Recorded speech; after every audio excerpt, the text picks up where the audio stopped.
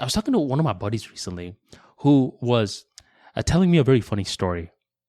He said that there was this 30-year-old coworker that he worked with. And this 30-year-old coworker was very skilled, and he just lacked ambition to move up in the company. He was perfectly happy with where he was. One day, a senior manager hit up this coworker, okay? And the senior manager gave the coworker some extra assignments to do. And the senior manager thought that was enough, right? Because since he has that authority, he could just give anyone more work throughout the day and they're going to do it. Not this coworker. This coworker said, hey, I already have enough work. I don't have time to do your work for you. So please give that work to your own employees. And he wrote this via email. And the senior manager was somewhat startled. And no one had spoken back to him like that. So the senior manager said to the coworker, no, I want you to do it. And they just had this back and forth for some time. And eventually, this coworker said, look, I'm not going to do it. But here's what I will do. Now I am going to CC my manager, and I'm going to see if he wants me to do your work. If he wants me to do your work, only then will I do it. Okay? Other than that, you are wasting my time. And I couldn't believe it, that this coworker who has been in the company for roughly 6 years is talking back to a guy that has been in the company for 36 years. When I was in the full-time grind, that was unheard of. There was this one time when I was in this internship where the longer that you are in the internship and when you're one of the final people left, only a few people are going to get a full-time offer. And I was one of the final people. So the people that were potentially going to give me and the final people the full-time offer were senior managers. So by the time that we got the full-time offer, even when we became employees within the company, not just interns, we just had that respect for these senior managers. We realized that the only reason that we're in this company is due to the senior managers.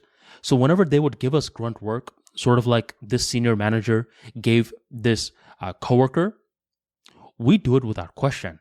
It didn't matter if it was Friday, 5:30 p.m. We would do that work even if we didn't leave the company till 9 p.m. But nowadays, a lot of these coworker-like archetypes are speaking back to their senior managers, and I have a few reasons as to why. The first reason is that quiet quitting is now a thing. A lot of people are not that ambitious for their current company. They're like, look, I just need a paycheck so I can actually live life. I'm not going to live a life being just a worker. That is not going to happen. So that is one reason. And I believe another reason, which is more profound, is the change in perception of resumes. Where before, if someone gave you a resume, and let's say you're a recruiter, and you saw that within 5 years, they've been in a part of 4 different companies, that was seen as a red flag. You as a recruiter, the first thing your mind would say is, what the heck is with this guy? Why does he keep switching companies for?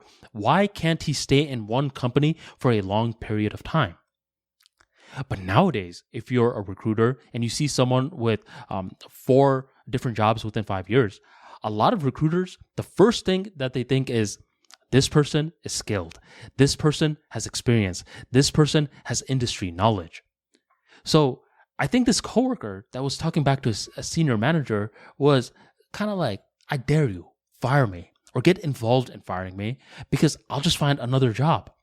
Because nowadays, there's things like LinkedIn, there's things like Indeed that allow for employees to hop into a recruiter's DMs and sweet talk them.